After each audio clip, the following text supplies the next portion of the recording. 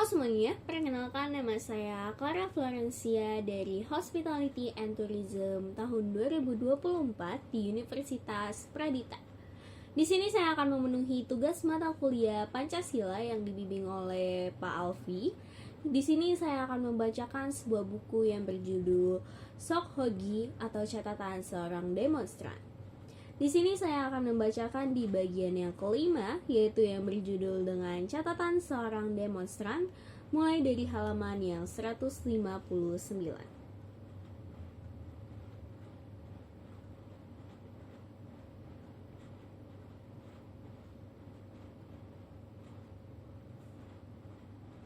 Mohon tunggu sebentar.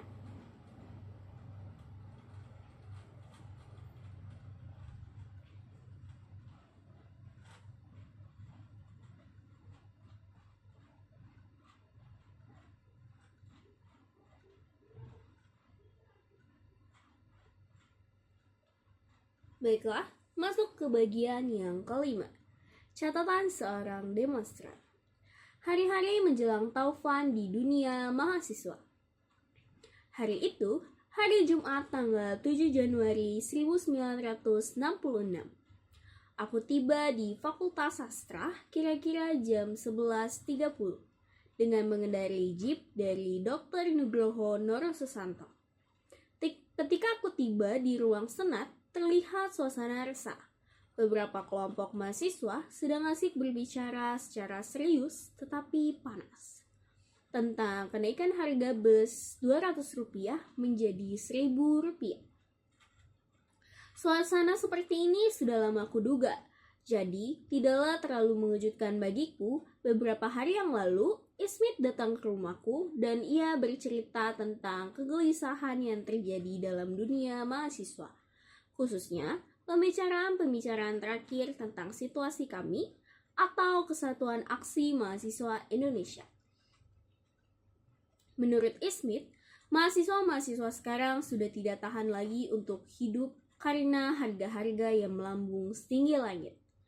Dan mereka menafsirkan bahwa politik kenaikan harga dari pemerintah sekarang adalah usaha dari sementara menteri untuk mengalihkan perhatian rakyat dari fokus pengayangan Gestapu atau PKI menjadi soal-soal kenaikan harga.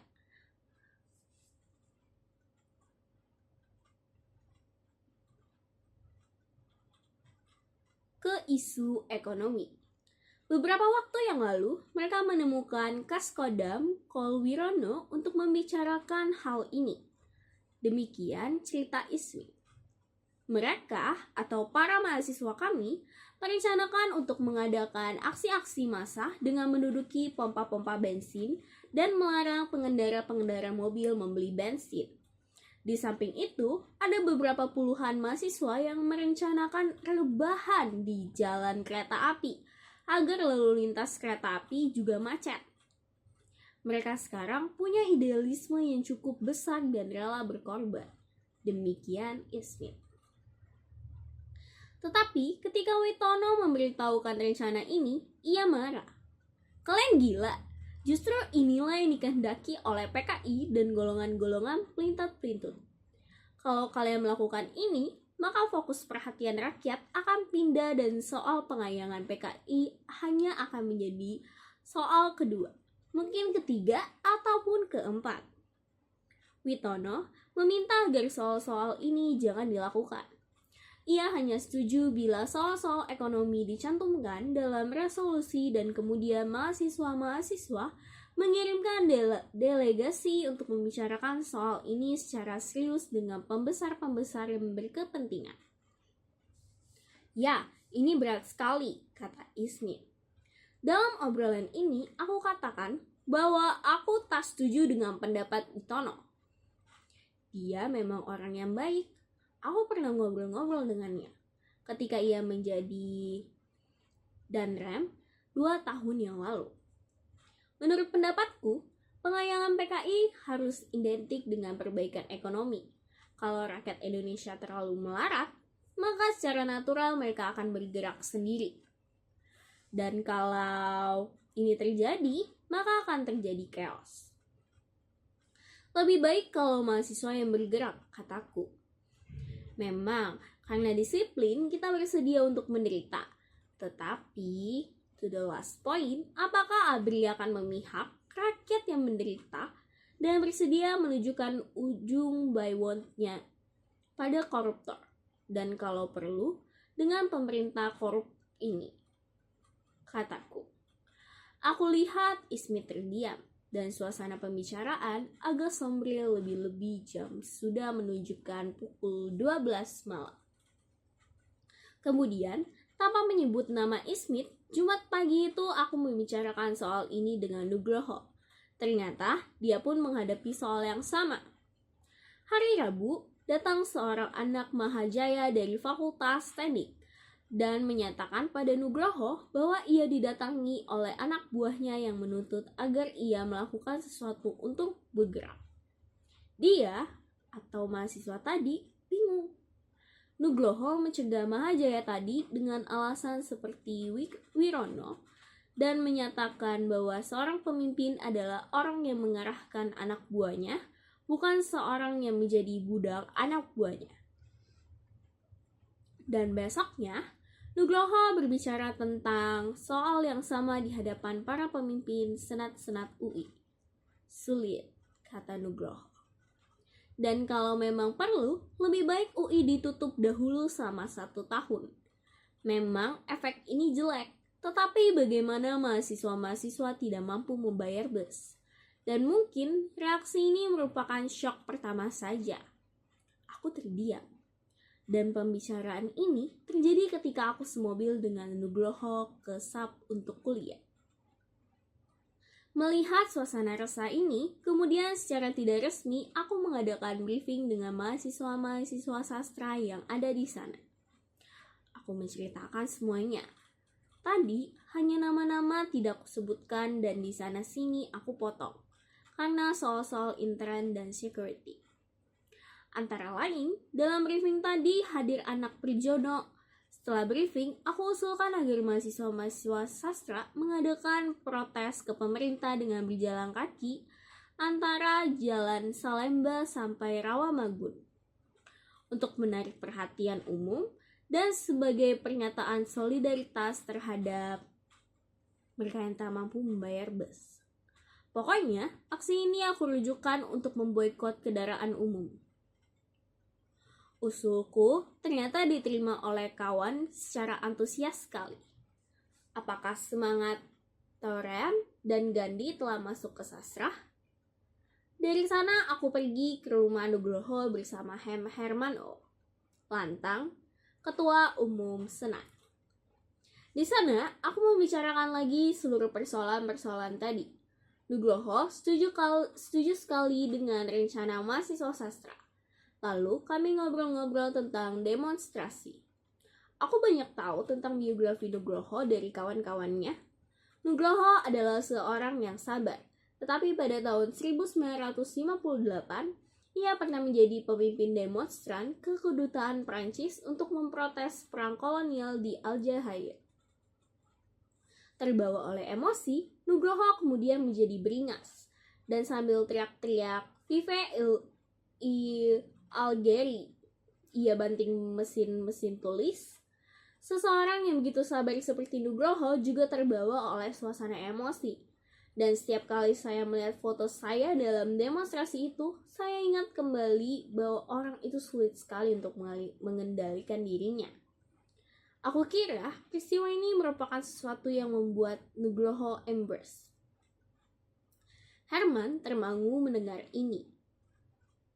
Toh, semua manusia pada dasarnya lemah.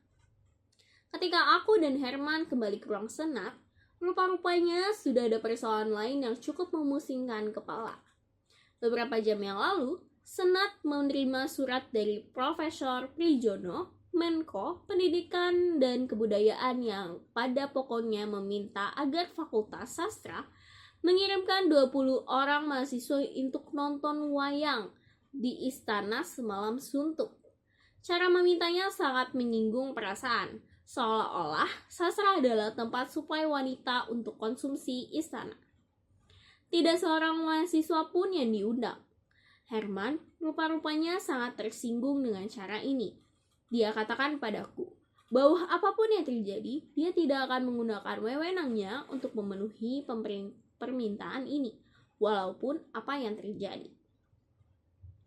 Memang, ia adalah seorang yang sangat puritan dalam soal-soal wanita dan moral. Pengumuman, permintaan suplai 20 mahasiswi dipasang. Tetapi ternyata tidak seorang pun yang mau datang. Rupa-rupanya Prijono marah dan ia panggil Herman. Waktu utusannya datang, kebetulan Herman dan aku ada di Nugroho. Terpaksa, Maria, ketua seksi keputrian, yang datang.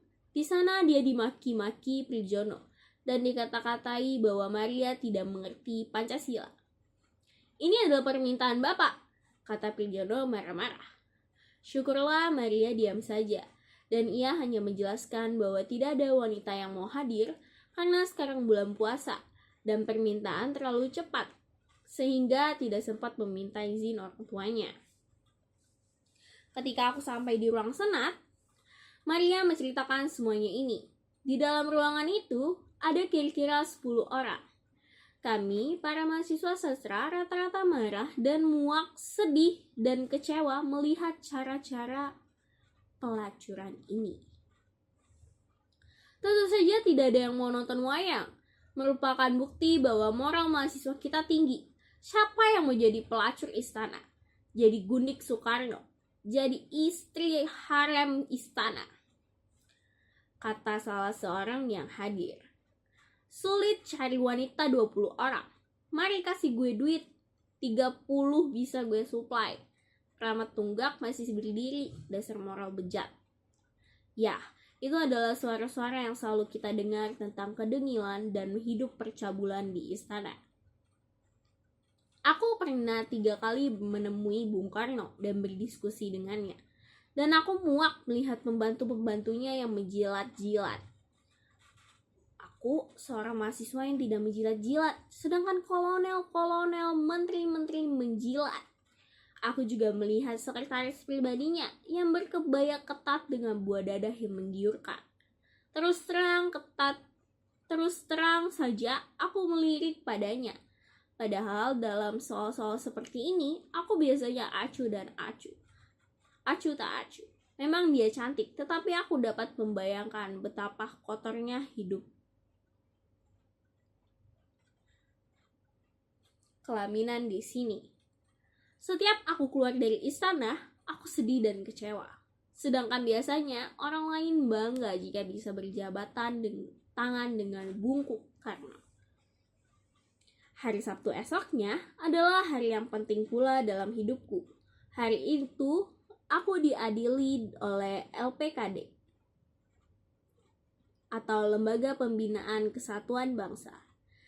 Dan hari itu, aku diberhentikan dengan permintaan sendiri dengan ucapan terima kasih atas segala jasa-jasanya. Sungguh muak dan mendengilkan. Sorenya, aku janji dengan Herman untuk ke Nining. Tetapi tidak jadi karena hujan. Hari Minggunya, aku ngobrol-ngobrol dengan Herman. Dan sorenya, aku meng-coach Tini dan Endang karena mereka mau ujian hukum adat. Malamnya, aku ke Malcudi yang akan pergi ke negeri Belanda. Di sana, aku bertemu dengan Lapian dan Bambang. Hari Senin, pagi, tanggal 10 Januari adalah hari yang sangat penting dalam sejarah pergerakan mahasiswa Indonesia. Kira-kira jam 8, aku sampai di halaman Fakultas Kedokteran. Sebuah gedung yang sangat bersejarah. Di gedung ini pula 23 tahun yang lalu mahasiswa-mahasiswa Indonesia berontak terhadap Jepang karena tidak mau digunduli kepalanya. Soalnya bukan soal digunduli, tetapi soalnya adalah perlawanan terhadap kesewenang-wenangan Jepang. Mereka akhirnya kalah, tetapi semangatnya hidup terus. Dan 48 tahun yang lalu, sekelompok pemuda-pemuda dan siswa-siswa Sekolah Dokter Jawa di bawah Pemuda Suromo mencetuskan Budi Utomo dan dengan demikian mulailah awal dari pergerakan nasional Indonesia. Aku lihat Ada Majang, Jaju, dan mereka menyambutku dengan senyum. Udin berkata, "Kalau buat berontak, seperti ini lu muncul ya." Aku hanya tersenyum. Rapat umum dimulai jam 9. Dan dalam rapat ini, aku bertemu dengan tokoh-tokoh mahasiswa Indonesia dan banyak diantaranya adalah kawan-kawanku sendiri. Setelah pidato-pidato anti PKI dan kenaikan harga, para demonstran menuju ke Seknek. Sedangkan rombongan sastra tidak turun. Mungkin banyak diantaranya yang berpikir bahwa demonstrasi ini tidak lebih daripada demonstrasi-demonstrasi yang lainnya. Aku juga berpikir demikian. Dan karena itu, aku merencanakan untuk mengadakan rapat senat di Rawamangun. Karena keputusan inilah, Herman dan aku berselisih dengan Tojib dan Anton. Soalnya hanyalah soal emosi. Bagiku, soal-soal seperti ini tidak menarik perhatian. Tetapi terus terang, aku harus mengakui bahwa antipati pada Tojib, ketua kami, sastra pada waktu itu karena sikapnya yang kepala besar. Tetapi aku kira aku juga bisa mengerti kondisi psikologisnya karena ia merasa inferior terhadap semua. Di Rawamangun Senat, mengadakan rapat dan berbagai keputusannya adalah bahwa mulai hari Selasa, Senat menyatakan bahwa bagi mahasiswa-mahasiswa sastra antara tanggal 12 sampai 19 dinyatakan sebagai minggu berkabut. Dan selama itu, para mahasiswa sastra dianjurkan memboikot bus sebagai protes atas tindakan pemerintah dan sebagai tanda solidaritas terhadap mereka yang tidak mampu membayar bus. Demonstran-demonstran yang menuju ke Seknek kemudian terlibat dalam aksi-aksi yang akan menentukan hari-hari selanjutnya. Seknek terletak di sebelah istana Presiden. Karena itu, pegawai istana atau resimen Cakrabirawa segera menghadang demonstran dan mau membubarkannya. Panser mendekati demonstran karena peringatan-peringatan sudah tidak mempan. Tetapi para mahasiswa tidak gentar menghadapi semuanya. Mereka secara serentak tidur di jalanan menghadang Panser sambil berteriak, "Hidup ABRI!" Melihat spontanitas dan semangat yang begitu suci daripada mahasiswa, tentara akhirnya mundur. Aku dapat membayangkan betapa jujur dan beraninya mahasiswa-mahasiswa Indonesia. Demonstrasi ini ingin bertemu dengan Chairul Saleh, Master of Mind dari kenaikan harga. Dia tidak ada dan para demonstran menantinya. Mereka memblokir jalan Nusantara, Harmoni, dan duduk-duduk di jalan sehingga lalu lintas macet sama sekali. Dan mereka yang patuh pada agama Islam menjalankan sembahyang di tengah jalan. Waktu itu adalah bulan puasa. Betapa mengharukannya, mereka bersujud padanya di tengah matahari, mereka berpuasa, mereka menyembah Tuhan, dan mereka berjuang untuk rakyat yang melarat. Baru pukul 16.30 sore mereka bubar setelah Chairul keluar. Sebenarnya demonstrasi ini merupakan pencerminan daripada pertentangan politik dan kristalisasi dari kekuatan-kekuatan politik di Indonesia. Dalam high level politik terjadi dua blok yang besar, yaitu grup militer dari Nasution Soeharto Hamengkubuwono dan grup anti Nasution yang dipimpin oleh Subandrio Chairul Saleh beserta presidium kabinet. Bung Karno rupa-rupanya lebih condong pada yang kedua. Ia khawatir jika politik keseimbangannya akan patah karena PKI yang dapat mengimbangi ABRI kini sudah hilang. Dan kekuatan karismatiknya makin lama makin berkurang. Nasution, CS, dan kawan-kawan makin lama makin kuat dan membuat move terus-menerus. Dalam usahanya untuk menjatuhkan pengaruh Nasution dan kawan-kawan yang terutama diwakili oleh Koti atau Komandan Operasi Tertinggi, Chairul membuat peraturan-peraturan ekonomi baru yang tujuannya untuk menghantam militer. Harga bensin dinaikkan dari harga Rp4 menjadi Rp250, dan ini mengakibatkan kenaikan harga-harga. Yang paling terkena tindakan ini adalah Angkatan Darat. karena angkatan daratlah yang paling banyak pakai bensin. Karena kenaikan harga-harga, maka orang-orang kini tidak lagi berpikir tentang penumpasan PKI, akan tetapi berpikir tentang perutnya. Banyak kawan-kawanku yang sudah mensinyalir tentang hal ini pada pimpinan politik ABRI dan mereka rupa-rupanya sadar. Belum lagi sebulan, Subandrio Chairul kemudian merencanakan pemotongan uang atau sanering tetapi tidak jadi karena tantangan baju hijau. Tetapi tiba-tiba ia mengeluarkan peraturan moneter yang baru yang merupakan devaluasi rupiah. Sasarannya jelas, ia membuat rakyat panik dan membuat militer ke knockout. Uang 10.000 dan 5.000 ditarik dari peredaran dan nilainya dipotong 10%. Dalam keadaan yang normal, juga di negara yang maju, sistem perbankan tindakan ini adalah tindakan gila.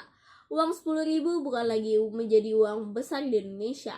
Seorang petani juga punya uang 10.000, tukang beca pun punya. Sehingga akibat penarikan uang ini, seluruh lapisan rakyat terkena.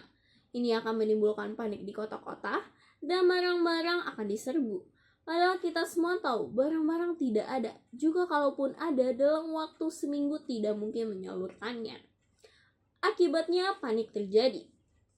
Juga di desa-desa di mana tidak ada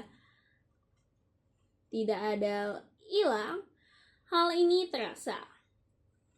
Dalam suasana panik seperti ini, social uprising akan mudah terjadi.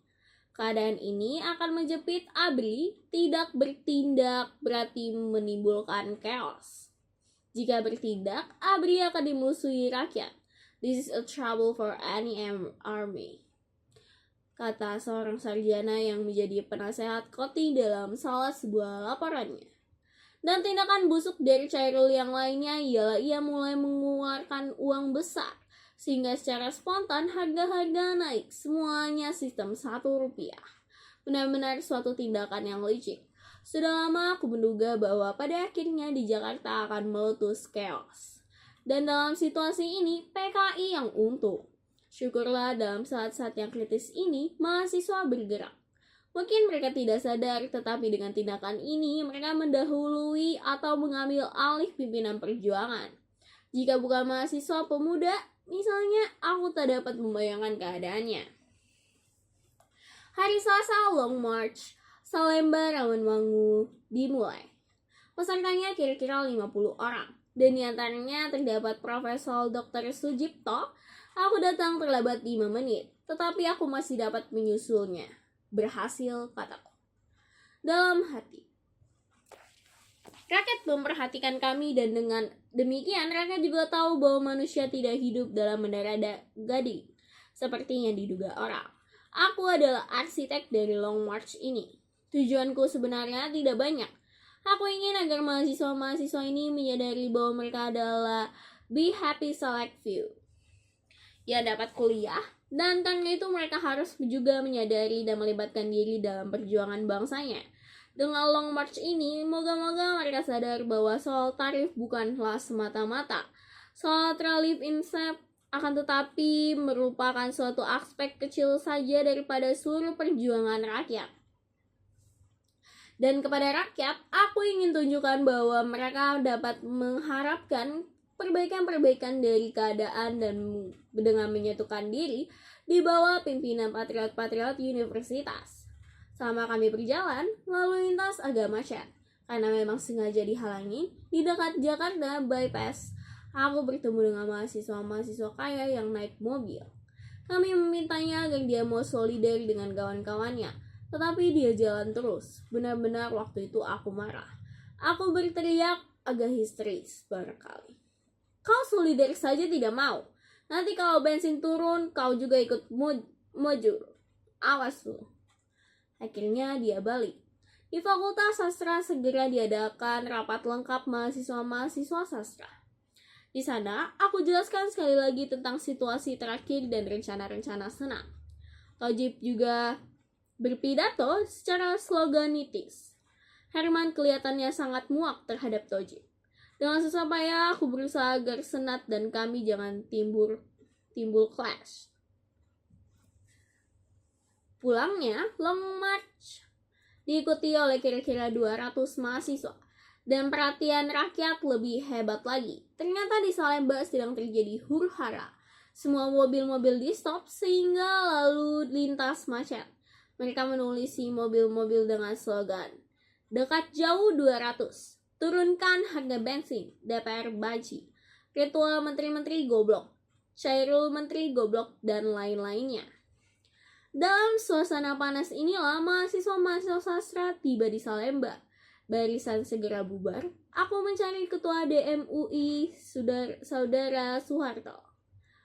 Waktu itu rupa-rupanya ia agak bingung sehingga tidak ada kesempatan untuk bicara.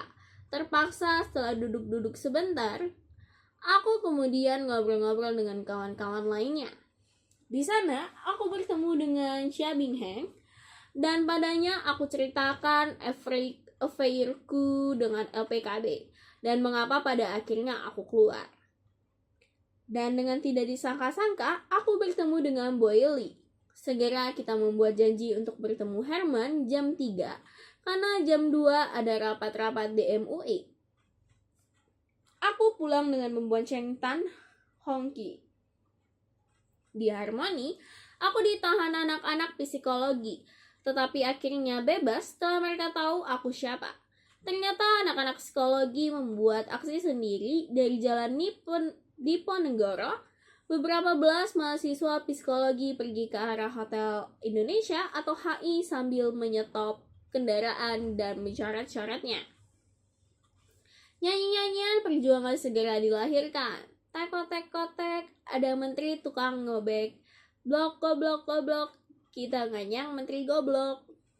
Di Hotel Indonesia, mereka stop dan masuk ke dalam minta perekat. Ternyata delegasi yang minta perekat dan alat-alat tulis ini lama dijemur sehingga mahasiswa-mahasiswa marah. Mereka marah sehingga ada yang buru-buru keluar dan membawa nasi. Barangkali mereka kira mahasiswa-mahasiswa ini lapar. Yang diberikan, kemudian berteriak, "Kita apakan nasi ini?" Kawan-kawan yang menjawab, "Menghina, lempar saja." Dan nasi itu dilempar di lantai yang mengkilat.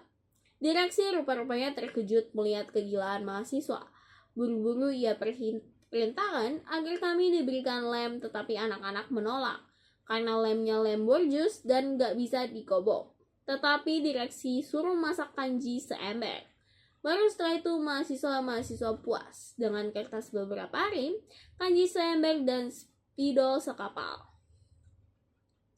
Mereka meranjai jalan, coret-coret dimulai dan dalam petualangan. Inilah lahir kisah-kisah humor mahasiswa. Di antara peserta mahasiswa, terdapat Neneng Sabur, Putri Jenderal Sabur, dan Rem Cakra Birawa. Dia begitu getol, nempel-nempel mobil, dan suatu ketika matanya terbelalak ketika ia membaca apa yang ditempelnya. Gantung Sabur. Isi tempelan ini aneka macam, dari isu politik seperti bubarkan PKI sampai isu dan anti Bung Karno. Seperti jual emas, Monas buat bayar gaji pegawai, stop import istri, dan lain-lain. Di dekat Bank Indonesia, mahasiswa-mahasiswa menyetop mobil-mobil dan kemudian mereka pinjam beca untuk ditumpuk dijadikan barikade. CPM atau Korps Polisi Militer yang meminta agar mereka jangan mengganggu lalu lintas sampai kewalahan. Akhirnya gas air mata berbicara. Victor, mahasiswa tingkat 2 kena dan terduduk di jalan sambil kucuk-kucuk matanya. CPM tadi mendekatinya. "Maaf Dik, saya terpaksa lempar gas air mata," sambil menyerahkan sapu tangan untuk menolong Victor. Dari sini kelihatan bahwa ABRI pada hakikatnya menyokong tuntutan mahasiswa yang adil. Dan Victor minta maaf karena sudah merepotkannya. Ini benar-benar terjadi. Dari Bank Indonesia mereka ke Harmoni. Kebetulan mereka menjumpai mobil seseorang menteri, Oi Choi Tat, dan mahasiswa-mahasiswa ini mengejarnya sambil meniju-niju dindingnya. Bagaimana CPM? Ia diam saja. Dan rombongan inilah yang menyetop saya dengan membentak-bentak. Tetapi setelah mereka tahu siapa saya, mereka jadi baik. Ketika aku tiba dalam rapat di MUI, ternyata rapat sudah selesai. Jadi kita hanya ngobrol-ngobrol dengan Suwarto, Farida, Herman, dan kawan-kawan. Nugroho kemudian datang pula. Dari sana, aku pergi ke rumah Herman. Herman adalah salah satu kawan karibku sejak 2 tahun yang lalu. Setelah MAPRAM atau Mahasiswa Prabakti Mahasiswa, masa Prabakti Mahasiswa, tahun 1964. Aku sangat erat dengan dia, tetapi kita saling menyenangi. Kita sama-sama menekankan kejujuran dan moral dalam hidup ini. Dalam pergaulan lebih lanjut, ia banyak bercerita tentang pribadinya padaku. Dan sebaliknya, kita saling mempercayai dan terasa betapa sucinya persahabatan yang jujur. Jam 5, Bu Eli datang ke rumah Herman dengan skuter. Dia mengajakku ke rumah Jopi, juga kawan karibku. Aku kenal Bu Eli sejak tahun 1961. Baru-baru aku kira dia hanya crossboy, tetapi setelah kita lama bergaul, ternyata dia adalah sahabat yang benar-benar baik. Kesadaran politiknya sangat tinggi, aku kagum padanya. Dalam kejujuran, ia sama dengan Herman, tetapi dalam ketegasan dan keterampilan berpikir ia lebih dari Herman. Dengan kakak-kakaknya juga, aku kenal. Mereka adalah keluarga yang berbahagia karena mereka sadar untuk apa mereka hidup. Jopi adalah tipe lain dari Bu Eli. Dalam beberapa hal, kadang-kadang ia tidak tenang dan bertindak terlalu berani. 2 tahun yang lalu, aku kenal dia. Dan aku hormat padanya karena ia telah melepaskan segala-galanya untuk perjuangan. Dia mengajariku dalam files politik. Dengan Jopi, kita merasakan denyut pemuda yang muak terhadap sistem politik Indonesia yang penuh korupsi. Dan kadang-kadang dia tidak sadar, dia juga manusia yang jujur dan pandai. Antara Herman, Bu Eli, dan Jopi, dan aku sendiri banyak terdapat persamaan. Kami sama-sama melihat dunia dari kacamata yang sama, kacamata kejujuran dan moral. Kami sama-sama anti pada pemuda-pemuda yang melaut. Dan ini banyak sekali di antara kawan-kawanku. Kami tetap mau mempertahankan pola-pola moral. Mungkin dalam motif-motif yang berbeda. Kami sama-sama tak punya pacar. Dalam dunia perjuangan mahasiswa, pemuda rata-rata disadari bahwa wanita atau pacar sering menjadi hambatan. Tanpa kita menemui wanita yang ideal, maka biasanya pacar menjadi candu. Dan ini tidak boleh terjadi. Bu Eli, Jopi, maupun aku tidak punya pacar. Walaupun secara jujur kita harus akui bahwa kadang-kadang kita tertarik pada seorang rekan kita. Dan biasanya kita menekan perasaan ini. Aku tahu bahwa baik Bu Eli maupun Jopi pernah melakukan hal yang sama. Dan mereka sadar.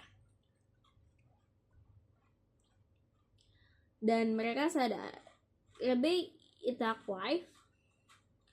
Aku masih ingat ketika aku dan Bu Eli ngobrol di bus pulang dari Cisalang. Aku tanya, "Well, kenapa kau gak punya pacar?"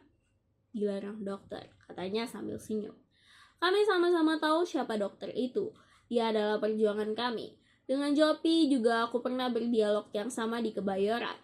Aku kira pada akhirnya kita harus memilih apakah kita mau jadi pastor atau domain. Aku katakan pada dia bahwa aku tidak ingin punya pacar dalam keadaan sekarang, karena aku tidak ingin membawa pacarku ke dalam kehidupan yang keras dan kejam. Dan aku tak mau terikat agar aku bisa terus dinamis. Aku hanya mau pacaran kalau dia mau mengerti dengan keadaanku. Bahwa bagiku perjuangan lebih penting daripada materi. Dan jika tidak kebetulan, kita tidak akan menemui wanita semacam ini. Mungkin kita tidak akan pernah cross-path dengan wanita seperti itu. Aku kemudian menceritakan tentang Ripto dan istrinya. Mereka adalah mahasiswa-mahasiswa Unpad. Ripto adalah manusia tipe saya juga. Dan suatu ketika dia jatuh cinta dengan rekannya, seorang mahasiswa. Ripto berhasil mengubah sifat pacarnya sehingga pacarnya menjadi pendampingnya yang setia. Mereka sekarang sudah kawin.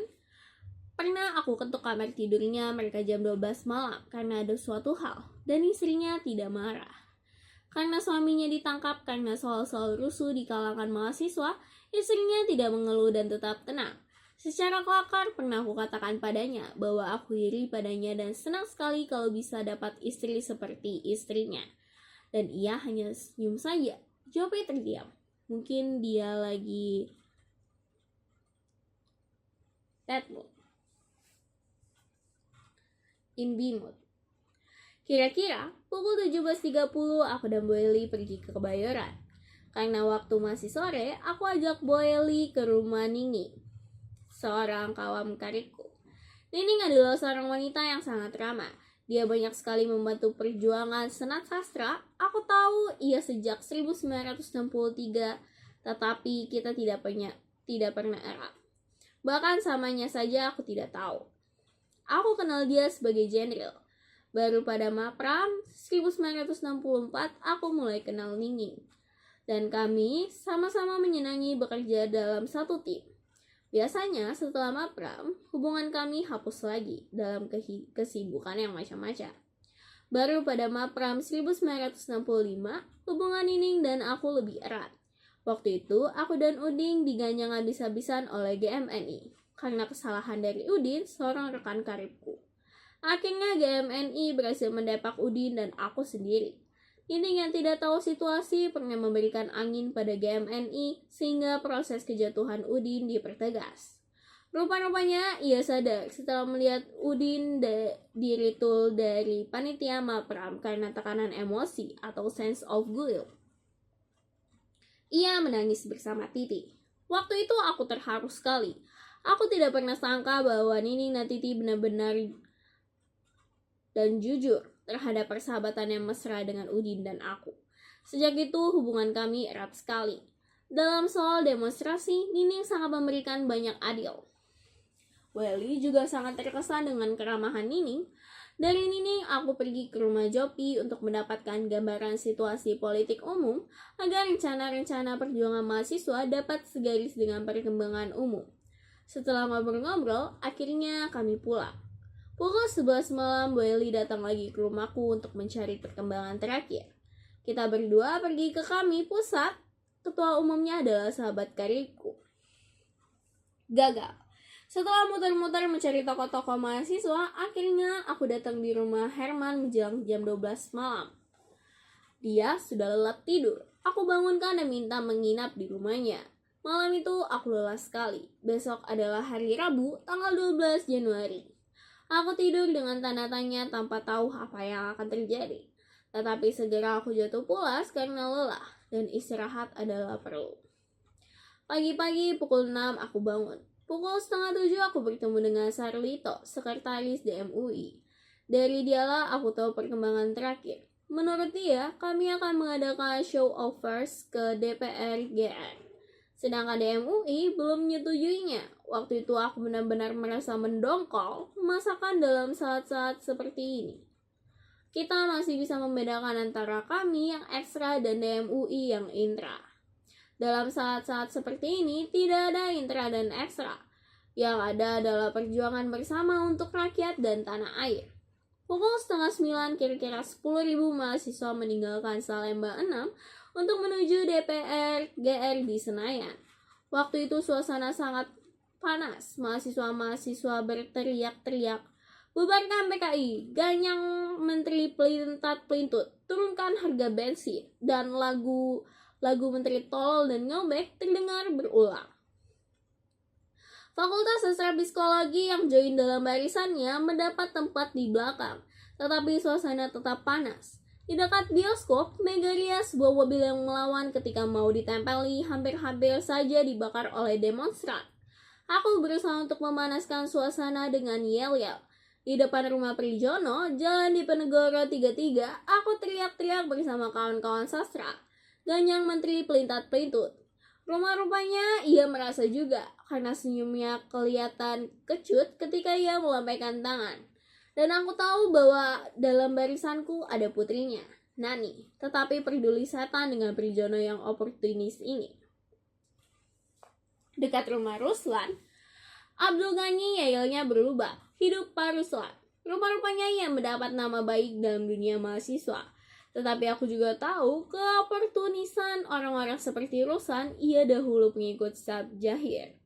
Setelah itu masuk PNI, kemudian ia terlibat dalam soal Lee Hook Tae dengan korupsi dolarnya dalam tahun 1956. Selama aku bekerja di LPKB, sebagai inti, aku juga tahu ulernya Ruslan. Tetapi ketika melewati rumah Ruslan, aku juga berteriak seperti mahasiswa-mahasiswa lainnya. Dekat jalan Imam Bonjol, hampir saja terjadi clash. Semua mobil kejaksaan di-stop oleh mahasiswa. Pengemudinya seorang tinggi yang besar, marah dan mau melawan tanpa ada yang komando. Kira-kira 15 mahasiswa langsung mau menghajarnya. Buru-buru ia masuk lagi. Mobilnya habis ditendangi dan kalau alat-alat keamanan tidak tegas, pastilah mobilnya hancur dan ia mati dipukuli. Makin lama suasana makin panas, penempelan poster-poster makin liar, dan suara yang terpendam dalam hati mahasiswa selama ini bertahun-tahun keluar. Stop import istri, terang yang dimaksudkan Ibu Dewi. Satu menteri, satu istri. Chairul Saleh menteri, goblok, dan lain-lainnya. Di sana-sini, terjadi insiden-insiden juga. Aku hampir berkelahi di dekat jembatan Sembagi. Di sana aku merampas korek api yang diacung-acungkan oleh seorang mahasiswa. Jika demonstrasi ini berubah menjadi chaos, maka gagallah seluruh perjuangan mahasiswa. Semuanya akan menjadi seperti 10 Mei 1963. Dekat Senayan, aku kontak lagi dengan Boy Lee dan Jompi untuk mencari sikap bersama.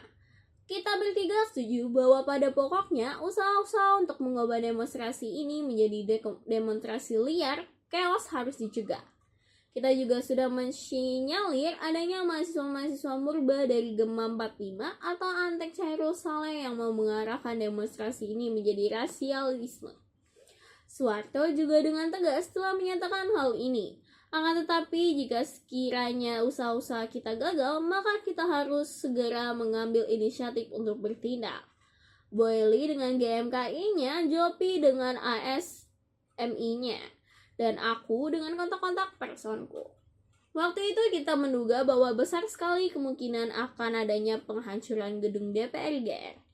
Tetapi kalau ini tak dapat dicegah, biarlah aku pikir DPR GR adalah DPR palsu. Dan ini adalah lambang akrobat politik Soekarno seperti penjara Bastille dalam zaman revolusi Perancis, kataku pada kawan-kawan karibku. Rombongan mahasiswa diterima oleh Menko Arulgil. Setelah tuntutan mahasiswa dibacakan, Arulgil juga seorang oportunitis yang pro PKI dahulu menjanjikan akan menyampaikan tuntutan ini kepada Bung Karno langsung. Jika ini tidak berhasil dalam 3 hari, maka tak ada gunanya DPR GR dan gedungnya baik dibakar saja. Mahasiswa-mahasiswa bersorak dan berteriak. Kita terima janji dalam bulan puasa.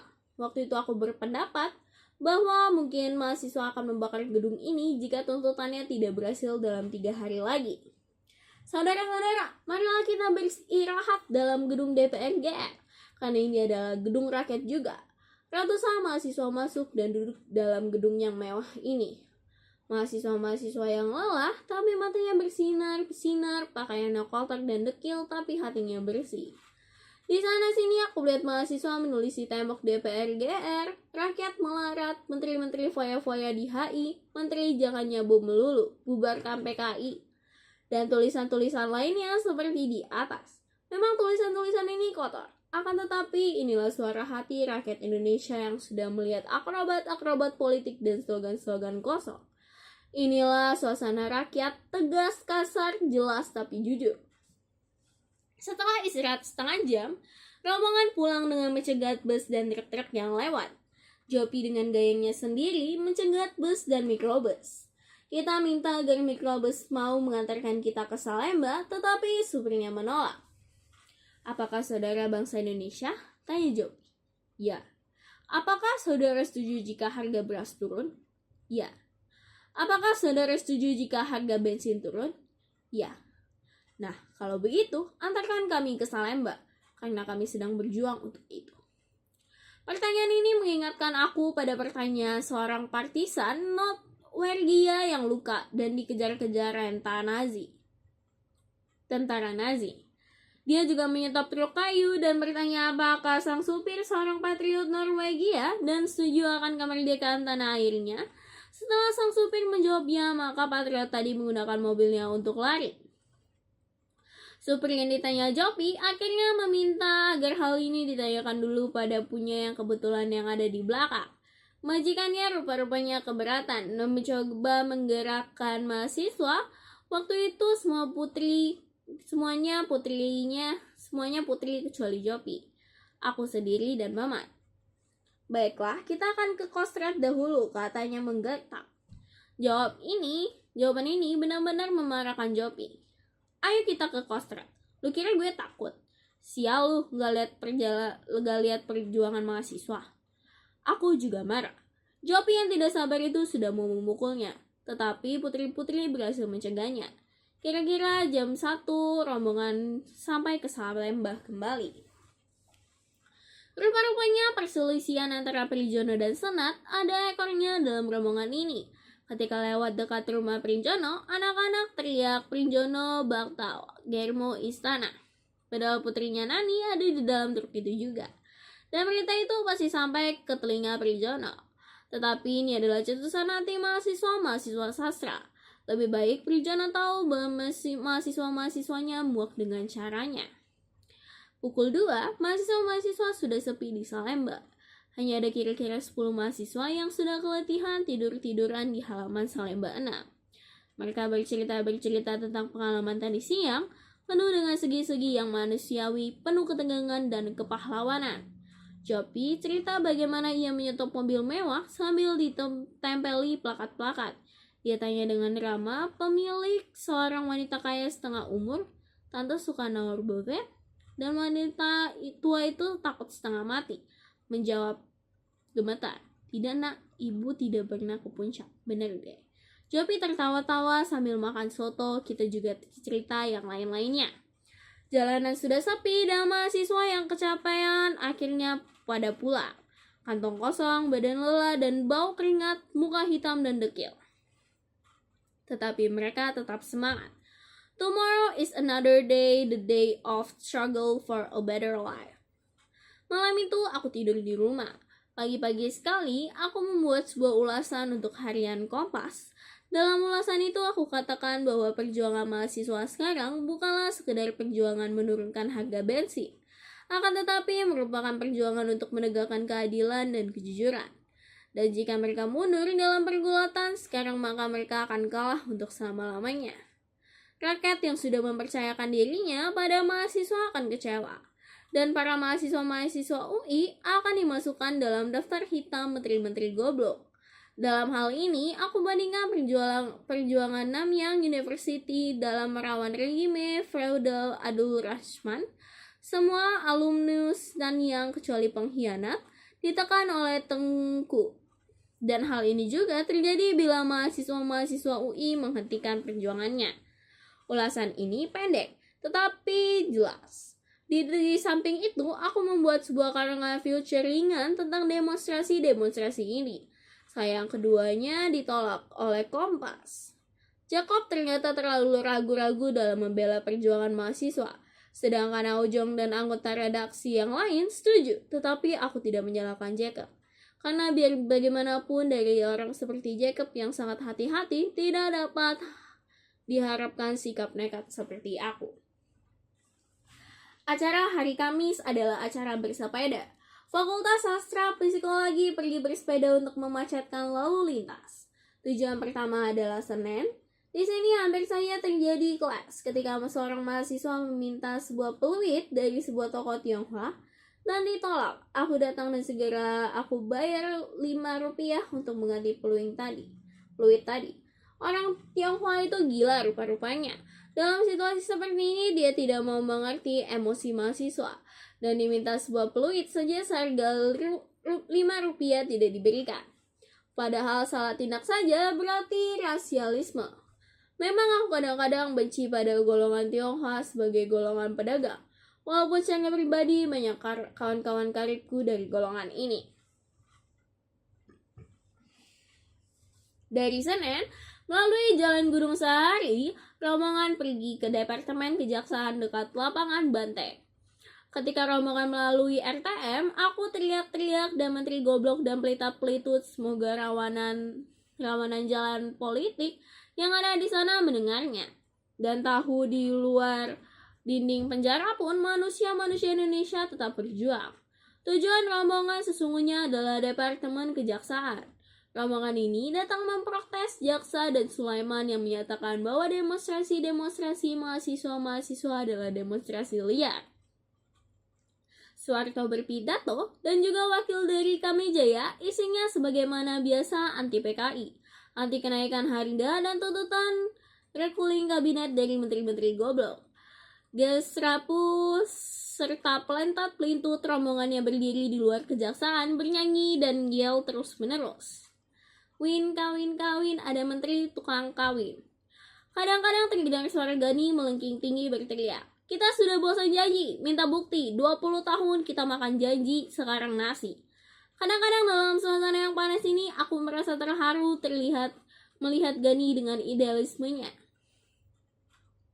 Gani adalah seorang mahasiswa sinologi tingkat 4. Dahulu ayahnya sangat kaya dan dia hidup dalam sebuah keluarga yang totalitaristis. Ayahnya sangat keras. Setelah ayahnya meninggal, ia melihat bagaimana paman-pamannya dahulu baik tiba-tiba menjauhinya. Gani kecewa dan berpendapat bahwa hanya hartalah yang dapat membuat seseorang hot mati. Setelah itu ia mengalami broken heart, pacarnya direbut oleh seseorang yang lebih kaya. Peristiwa ini benar-benar memukul hidupnya. Ia menjadi anarki dan anti wanita. Baginya tidak ada lagi cinta, yang ada adalah kekuatan dan uang. Atau kau jadi budak atau kau jadi ruak. Kira-kira semboyan Gani. Hidupnya tidak keruan macam melacur, mabok, dan lain-lain. 2 tahun yang lalu aku mulai rapat dengan Gani. Aku yakinkan dia bahwa pandangan hidupnya salah. Aku perlihatkan bahwa manusia-manusia banyak yang jujur dan baik, walaupun juga banyak yang kejam dan buruk. Kemudian aku ajak dia aktif dalam Mapala. Di sana, ia mengalami persahabatan yang benar, jujur, dan uang tidaklah menjadi faktor dalam cinta terhadap sesama manusia. Sejak itulah hidupnya berubah. Maulana pernah memintanya agar dia meninggalkan dunia jahanamnya. Gani berjanji memenuhi permintaan Maulana dan memang sekarang Gani tidak lagi hidup di dalam dunia jahanamnya.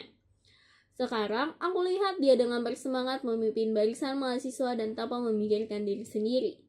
Maju ke muka untuk membela kehidupan rakyat.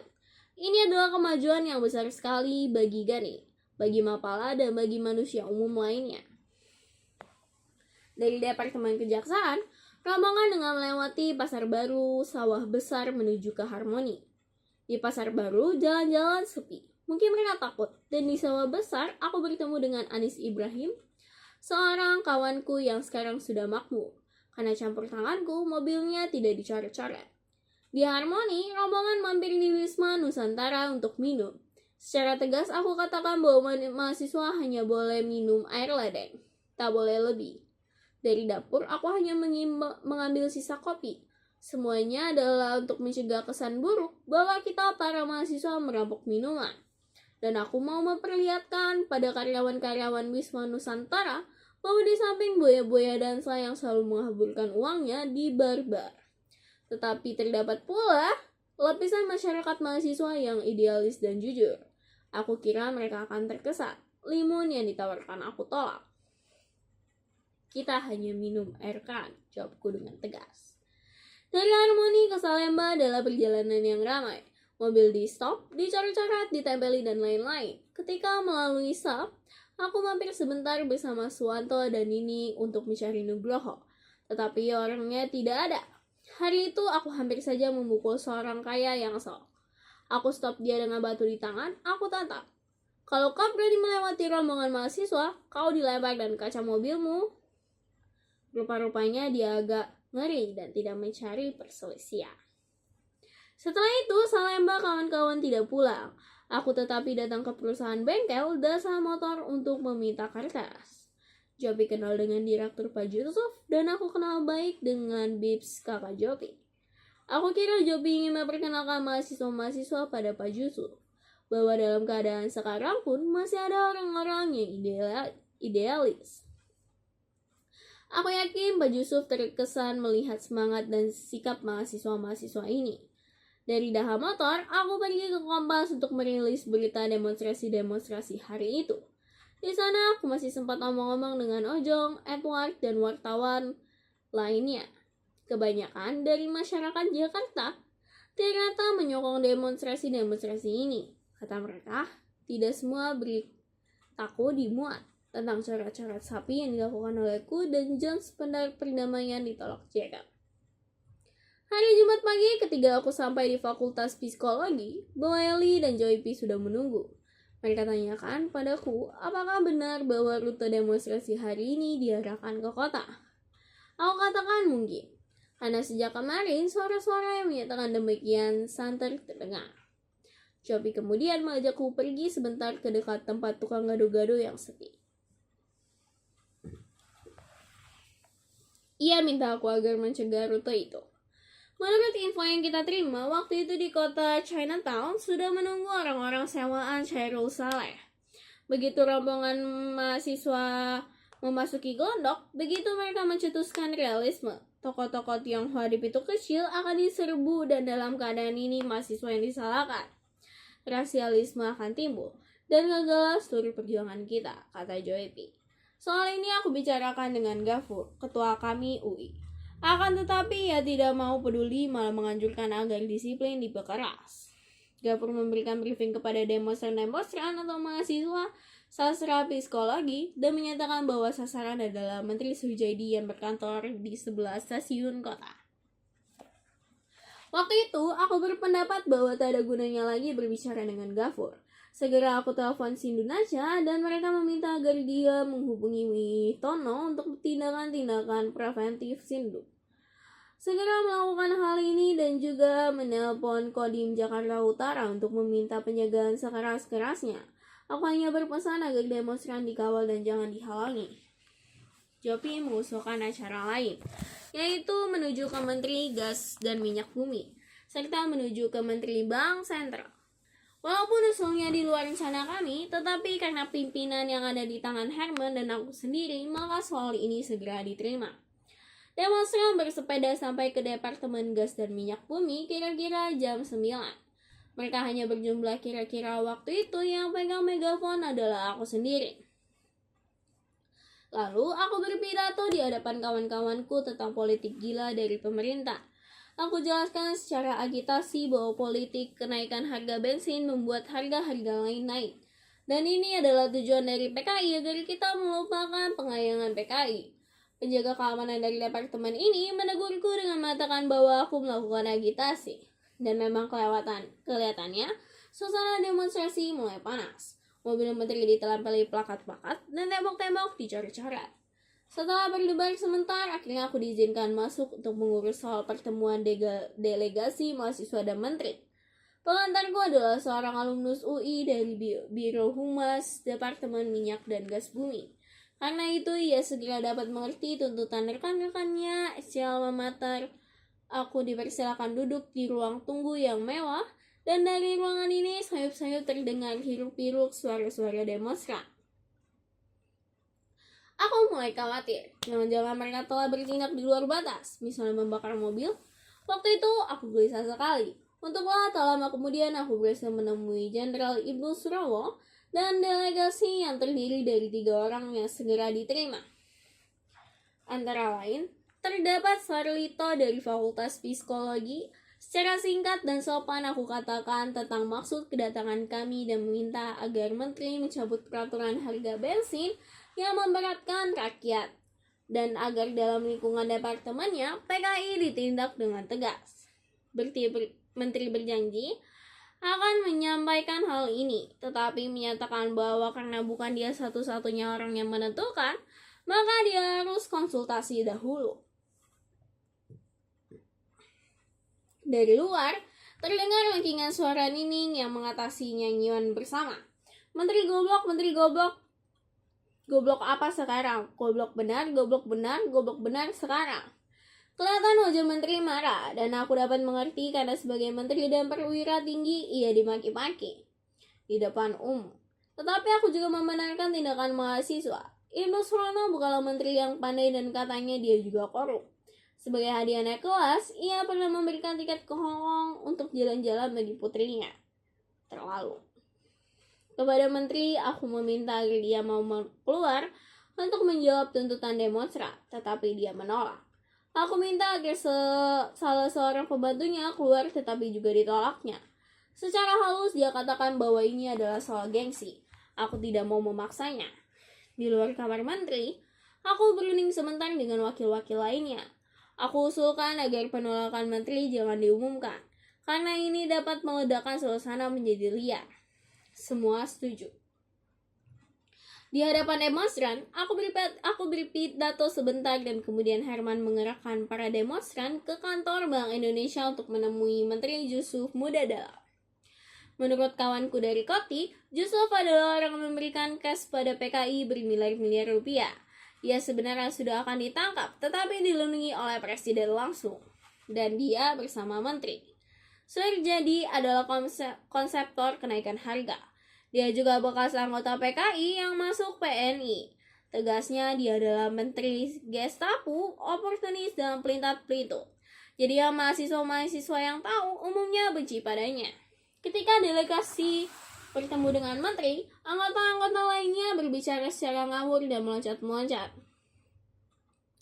Mungkin mereka serem melihat menteri. Bahkan Iko berbicara sambil menangis. Mahasiswa dari Fakultas Teknik menyatakan bagaimana mahasiswa-mahasiswa karena tidak mampu bayar bus, akhirnya tidur di ruang senat-senat. Dan ini merusak gaya hidup mereka. Aku tahu juga bahwa mahasiswa yang tidur di senat-senat itu sering kelaparan. Dan kehidupan rohanianya tidak beres. Orang terakhir bicara adalah aku. Secara singkat dan tegas, aku ulangi tuntutan kami dan kemudian menyatakan adanya peraturan-peraturan pemerintah yang didasarkan atas realitas dalam masyarakat. Membuktikan bahwa banyak pemimpin-pemimpin mulutnya saja berteriak tubrak. Padahal dia sendiri belum pernah melihat kenyataan-kenyataan dalam masyarakatnya.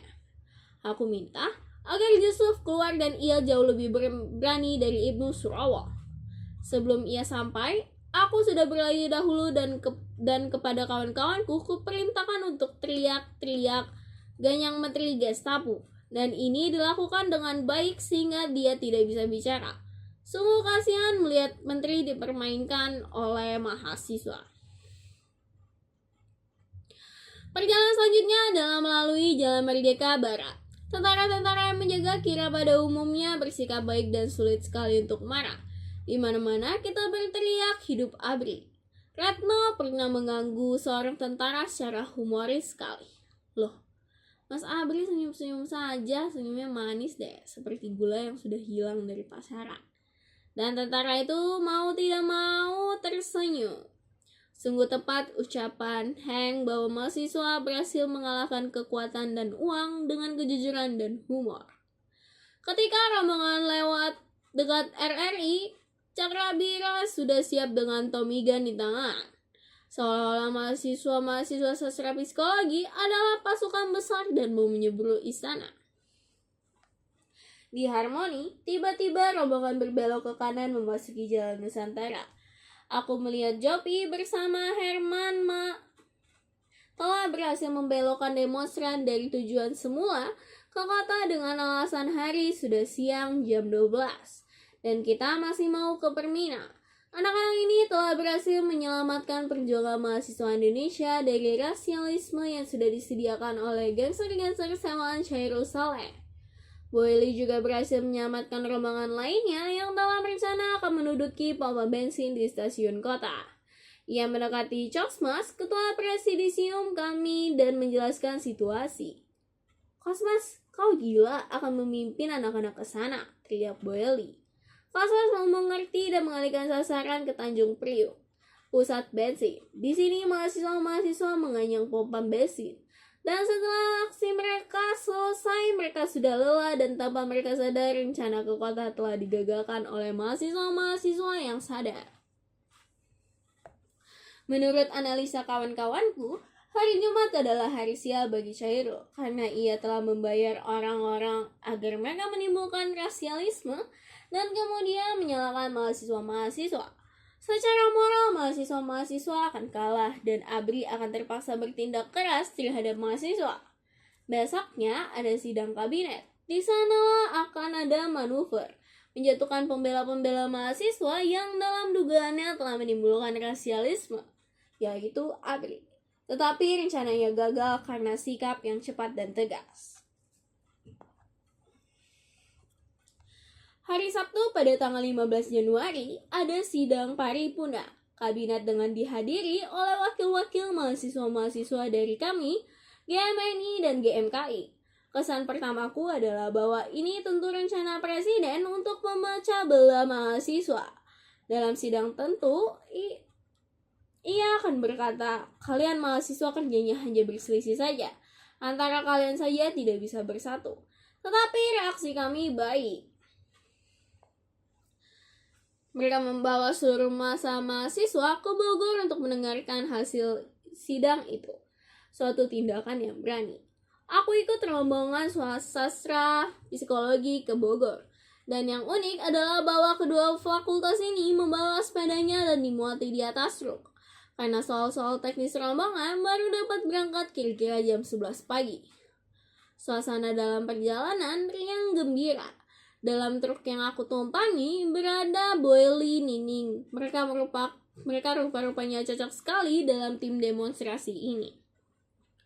Jona dan kawan-kawan lama sepanjang jalan-jalan Nining bersama Boyli mengarang lagu-lagu yang kemudian akan sangat populer dalam demonstrasi-demonstrasi.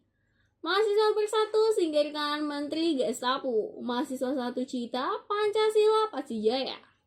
Rombongan memasuki kota dengan menyanyi Padamu Negeri. Padamu negeri aku berjanji, padamu negeri aku berbakti, padamu negeri aku mengabdi, bagimu negeri jiwa raga kami. Lagu ini sudah lama aku kenal, sejak di sekolah rendah. Tetapi ketika itu aku sangat terharu, tiba-tiba sajaknya menjadi sangat indah, puitis sekali seolah mahasiswa datang kepada Ibu Indonesia dan berjanji untuk menyerahkan jiwa raganya bagi tanah air tercinta. Di Bogor, rombongan berhenti di rumah Farida Rashman untuk mengatur barisan. Dalam barisan, terdapat juga Lila kawanku yang erat dan baik. Juga terdapat Maria, seorang gadis manis yang mau berjuang untuk rakyat. Juga Mahajuni, gadis Bali yang kuat dan lain-lainnya. Rombongan berjalan seperti biasa, tempel-tempel, teriak-teriak, dan bernyanyi-nyanyi di depan rumah Hartini. Aku bernyanyi-nyanyi kuat dengan megafon. Win kawin, ada menteri tukang kawin. Tetapi suasana kota Bogor sepi, karena inti rombongan ada di muka istana. Dan loyo, aku berkali-kali minta pada Gani supaya dia in action dengan megafon. Dan Gani berusaha sekuat-kuatnya melalui humor dan sindiran membangkitkan suasana Bogor. Jalan-jalan ke Sukabumi sehingga dulu ke Cikampek. Indonesia banyak menteri tapi sayang suka ngobek. Kadang-kadang terdengar sindiran dan teriakan Gani bersautan dengan massa. Siapa yang tidak pernah naik bus? Siapa yang naikkan harga bensin? Siapa yang suka bikin janji? Siapa yang suruh rakyat makan jagung? Siapa yang kerjanya foya-foya di HI? Siapa yang memboroskan kekayaan bangsa di luar negeri? Dan masa menjawab menteri. Kemudian Gani bertanya lagi, apakah saudara-saudara mau dipimpin oleh orang macam begini? Tidak, jawabnya. Tetapi sayang sekali suasana kota Bogor mati. Rakyat diam saja soal mahasiswa-mahasiswa Jakarta ini orang gila. Pragati berteriak dengan megafon, hei orang-orang Bogor, apa kalian sudah menjadi kabir? Atau kapitalis borikat, istilah PKI yang populer pada zaman itu. Banyak beras atau makan batu. Di daerah Chinatown, hampir terjadi clash ketika seorang mahasiswa yang tidak dikenal mau memaksa sebuah toko Tionghoa supaya buka. Willy bertindak tegas dan mengusirnya. Edi Wurjantoro juga hampir berkelahi karena ia mencegah penjegatan sebuah mobil. Mungkin karena tidak ada respon, akhirnya aku mengambil megafon dan aku sendiri mulai bicara. Di sini suara mahasiswa Indonesia. Di sini adalah demonstran-demonstran mahasiswa dari Jakarta yang tergabung dalam kami. Kami datang untuk menuntut 3 hal. Pertama, pembubaran PKI. Kedua, agar peraturan-peraturan gila yang menaikkan harga-harga dicabut. Dan ketiga, agar menteri-menteri korup, Gestapo, dan Piltat Pelitut diritul dari kabinet. Atau aku katakan bahwa perjuangan mahasiswa adalah identik dengan perjuangan rakyat. Bila ada masa ABRI, aku katakan bahwa ABRI sebagai anak revolusi adalah saudara dari mahasiswa-mahasiswa. Karena mahasiswa-mahasiswa juga anak revolusi. Kira-kira jam 12 rombongan kami di stop oleh 2 orang mahasiswa. Coba dengarkan apa yang dikatakan oleh Bung Karno. Dia maki-maki mahasiswanya. Katanya sambil menyodorkan radio transitor yang dibawanya. Baru pada saat itulah aku tahu bagaimana sikap Bung Karno. Reaksi pertama para mahasiswa adalah marah. Aku juga mendongkol sekali pada Bung Karno, Boyli juga dan kukira kawan-kawan lainnya.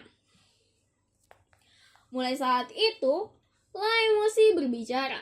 Semua tekanan-tekanan yang dirasakan tiba-tiba meledak. Boyli ikut-ikutan pegang megafon, dan ia berteriak-teriak di depan asrama tentara. Saudara-saudara dari ABRI juga makan beras, bukan? Tidak pelor. Karena itulah bantulah perjuangan kami. Atau apakah saudara-saudara tahu bahwa banyak menteri-menteri goblok itu punya anjing herder? Tahukah saudara apa yang dimakan anjing ini? Tiap hari makan susu dan telur. Sedangkan rakyat Indonesia tidak mampu seperti ini. Minum teh atau kopi saja. Tidak pakai gula. Berapa biaya perawatannya sebulan? 150.000. Lebih besar dari gaji perwira yang manapun juga. Nasib kita lebih buruk daripada anjing. Dan kalau aku pegang megafon, langsung aku bicara, kita tuntut menteri-menteri Gestapo, menteri-menteri goblok dan tukang kawin. Turun dari kabinet, rakyat menuntut Subandrio, menteri Gestapo yang tangannya berlumuran darah pahlawan revolusi. Supaya minggir, kita tuntut agar Chairul Saleh, menteri kenaikan harga dan catut, supaya turun, dan kita tuntut Surjani, konseptor kenaikan harga. Supaya Diritul dan JD Masih, Sumarno SH dan Yusuf Muda Dalam supaya minggir. Tuntutan kami adalah tuntutan rakyat, dan seterusnya. Waktu itu perasaan tidak ada takut sama sekali. Rombongan sastra psikologi mencegat mobil-mobil menteri, mobil Sukendro dikerumuni oleh mahasiswa dan ia kelihatannya tunjukkan jempol. Mobil Ruslan dipotong dicegat oleh jeep yang dikendarai oleh mahasiswa dan Ruslan dikerumuni. Ia hanya senyum-senyum saja, memang hari itu mahasiswa adalah raja jalanan. Pukul 2, rombongan pulang. Dan masih segar dalam ingatanku suara nyanyian yang jantan. Di sini kita bertemu lagi, di sini kita bertemu lagi. Ganyang-ganyang menteri goblok, hai. Bagian rombongan besar yang tidak ku ikuti lebih hebat lagi pengalamannya. Mereka mendesak terus masuk ke pintu istana. Cara Birawa tidak dapat menahan keadaan dan mereka menembakkan tembakan peringatan ke atas bertubi-tubi. Mahasiswa-mahasiswa mendatangi Cakra yang menembak secara histeris yang mencegah leher bajunya. Kau juga punya istri, bukan? Punya anak? Katanya sambil menangis dan menguncang-uncangkan badan Cakra tadi. Cakra tadi pun terdiam dan ia pun menangis. Air matanya berlinang-linang. Mahasiswa ini makin kalap. Baru setelah Soeharto, Martaditana, dan Sugipto keluar dan berdiri di hadapan demonstran dan memintanya tenang. Mahasiswa-mahasiswa tadi dapat tenang. Sayang sekali aku tidak hadir dalam peristiwa besar ini. Dalam pidatonya, Bung Karno mencengam para mahasiswa. Dia marah sekali dan menuduh mahasiswa tidak tahu adat. Masakan menteri-menteri orang-orang yang lebih tua dari mereka dituduh goblok. Masakan ibu-ibu yang naik mobil dikata-katai dengan omong-omongan kotor. Pokoknya Soekarno marah sekali karena aksi-aksi mahasiswa ini dan akhirnya ia menantang bahwa siapa yang berani dan sanggup menurunkan harga dalam waktu 3 bulan akan diangkat jadi menteri. Tetapi jika gagal, ia akan ditembak mati. Di Bogor terjadi lagi peristiwa lain. Rumah pribadi Hantini di Jalan Jakarta dicoret-coret dengan perkataan-perkataan yang tidak sedap. Katanya terbaca tulisan-tulisan sarang sipilis, lantai Agung Istana, lantai Gerwani Agung, dan lain-lainnya. Sabtu sore itu aku pergi ke rumah Dahana, makan di sana lalu ke rumah Ojo. Setelah ngobrol-ngobrol sebentar, malamnya aku pulang. Hari itu adalah hari yang sangat melelahkan. Kita kehujanan di Bogor berkali-kali, lapar, lelah, dan marah. Ibuku menyambut kedatanganku dengan kata-kata, "Kau kelihatan tua sekarang, kotor, bau, dan degil." Aku hanya senyum saja. Minggu pagi dan siang adalah hari istirahat, benar-benar istirahat, terutama fisik. Malamnya datang Ripto dengan istrinya Tien. Setelah ngobrol sebentar, aku diajak bermalam di rumahnya di Senayan. Aku pergi ke sana sambil ngobrol-ngobrol. Ripto adalah kawan karibku di Bandung. Kita sama-sama mendalami satu organisasi dan aku hormat padanya karena sikapnya yang tegas dalam perjuangan. Sejak masih mahasiswa, dia sudah berkecimpung dalam politik. Ketika timbul peristiwa Prof. Mokhtar atau peristiwa pemecatan atas diri Prof. Dr. Mokhtar Kusumar, remaja LLM dari Universitas Pajajaran karena dituduh anti Soekarno.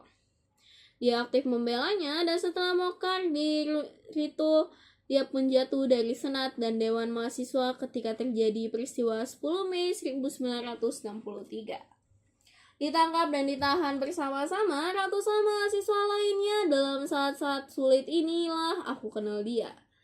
Dan sejak itu kita bersahabat karib juga dengan istrinya Tia. Ripto kini bekerja di Koti dan mengurus soal-soal politik. Dari dia aku dapatkan info yang banyak tentang situasi yang terakhir.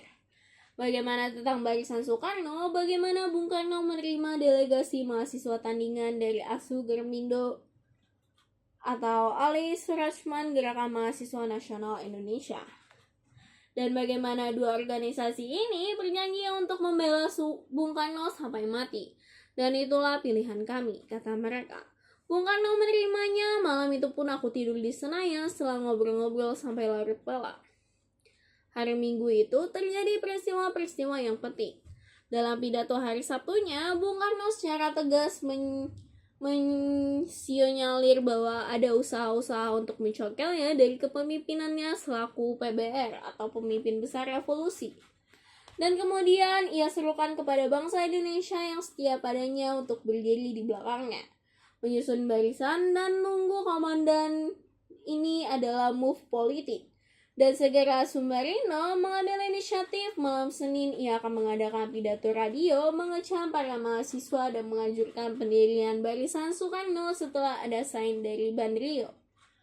Maka GMI, ASU, UBK atau Universitas Bung Karno, Germindo segera bergerak. Poster-poster tempelan kami disobek.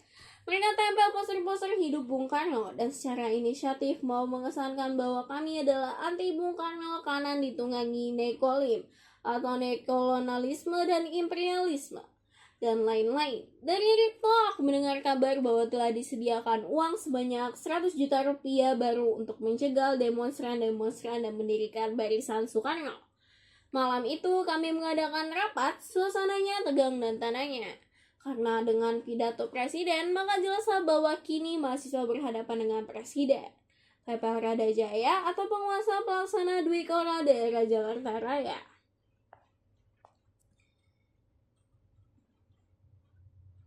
Melarang demonstrasi lebih lanjut, what's next? Dalam rapat lengkap kami setiap orang boleh menyatakan pendapatnya. Salah seorang pembicara, Hakim Samirunda dari Fakultas Kedokteran secara tegas meminta agar perjuangan tetap dilakukan. Kalau kita harus ditembak, kita bersedia, tetapi kita adalah orang yang ketiga. Yang pertama harus ditembak adalah Gestapo, lalu koruptor, dan barulah mahasiswa. Suasana tegang ini tiba-tiba pecah ketika datang seorang kurir membawa surat Bung Tomo. Dalam suratnya itu, Bung Tomo menganjurkan dan terimalah tantangan Bung Karno menjadi Menteri Harga. Tetapi mintalah waktu setahun, ini tak ada artinya dibandingkan dengan 20 tahun di bawah menteri-menteri goblok. Dan demikian Bung Tomo, saya bersedia ikut ditembak bersama mahasiswa jika perlu. Surat ini disambut dengan tepuk tangan yang gemuruh. Rapat pimpinan akhirnya memutuskan bahwa perjuangan terus dilanjutkan dan pimpinan rela ditangkap. Kami menerima tantangan Bung Karno tentang menteri-menteri tadi. Ribuan mahasiswa ini kemudian berkumpul di Deparlu. 10 orang wakil mahasiswa masuk termasuk aku dan baik Hakim menceritakan apa sebabnya. Mereka mau menemui Subandrio. Dalam resolusi yang dibacakan, mahasiswa-mahasiswa menuntut agar Subandrio mencabut ucapannya dan supaya gerilya politik Ibrahim Isa yang menjegal delegasi resmi Indonesia di Havana ditembak mati. Suwito berjanji akan menyampaikan hal ini kepada Subandrio. Dalam saat-saat inilah lahir beberapa yel-yel yang kemudian dijadikan lagi oleh para mahasiswa. Yel-yel tadi diantara lain Subandrio anjing peki. Dari DPRU, rombongan menuju Jalan Merdeka Selatan ke rumah kantor Wampa atau Wakil Menteri Pertama. Rombongan sastra yang aku pimpin berjalan paling depan. Di sampingku terdapat 10 orang pimpinan demonstran dari setiap fakultas. Ketika demonstran masih di Penjamon, antek-antek Bandrio telah meneleponnya bahwa ada demonstran yang akan menemuinya. Bandrio segera menelpon Amir Mahmud dan Amir Mahmud menjawab bahwa demonstran-demonstran yang ada adalah liar. Aku dengan cerita ini dari Komandan Kawal Rumah Subandrio Kompol atau Komisaris Polisi Utoro. Boyeli dalam pemimpin demonstrasi ini bertindak tegas dan baik. Mana komandan? Pertanyaan pertama agak membentak. Utoro menjawab, saya komandan dan apakah saudara punya izin untuk demonstrasi? Tidak, jawab Boyeli. Kemudian ia menceritakan bahwa mumpung sudah liar, lebih baik mengambil ofensif psikologi dengan jawaban-jawaban yang tegas dan berani. Bandrio mau menerima wakil-wakil demonstran, tetapi dengan syarat bahwa rombongan harus berdiri agak jauh dari tempatnya. Hanya ekor barisan yang boleh dekat pintunya. Aku sendiri tidak ikut dengan rombongan yang menghadap, tapi dari cerita-cerita Boyeli yang ikut menghadap, aku mengetahui kisah seluruhnya. Subandrio menuduh bahwa demonstran ditunggangi oleh Nekolim. Belum selesai ia bicara, Ismit wakil kami pusat memotong, kami sama sekali tidak merasa ditunggangi. Dan kalau emang ada yang menunggangi kami, maka yang menunggangi adalah rakyat. Dan kami bangga, Subandrio marah. Kalian manusia, saya juga manusia. Kalian punya masa, saya juga punya masa. Belum lagi ia bicara habis, Boyeli sudah memotong.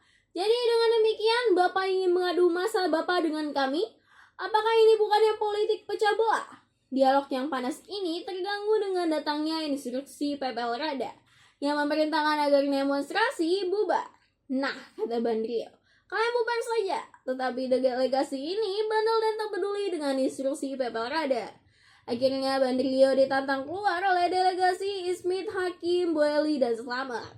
Bandrio menolak, untuk apa saya keluar jika saya menjadi bahan ejekan. Tetapi akhirnya ia keluar.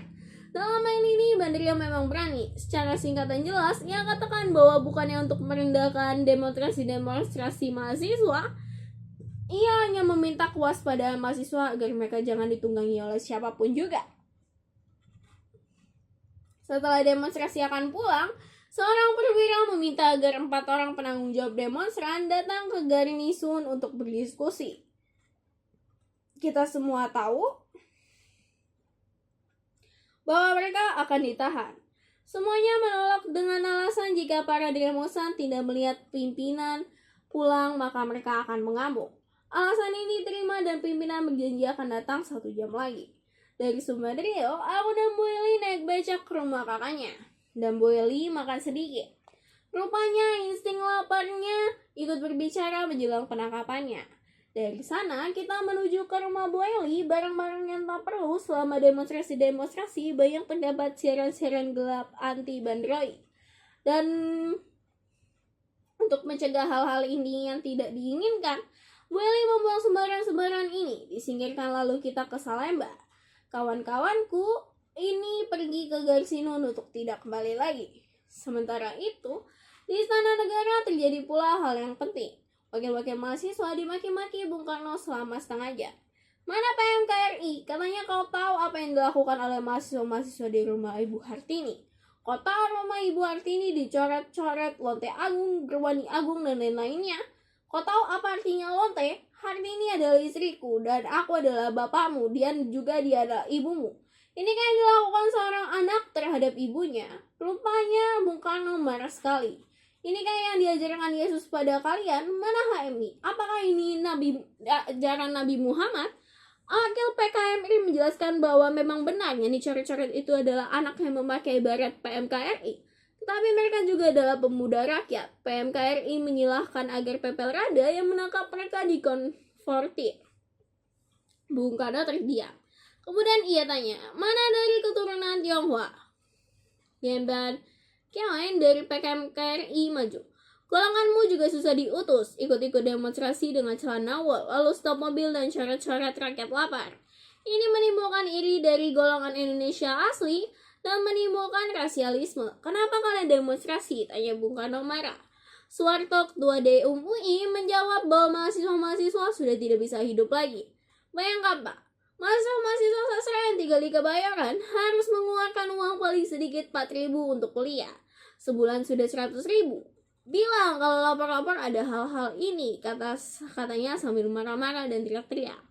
Dalam hati para mahasiswa timbul pertanyaan, bagaimana dan apa gunanya menteri-menteri?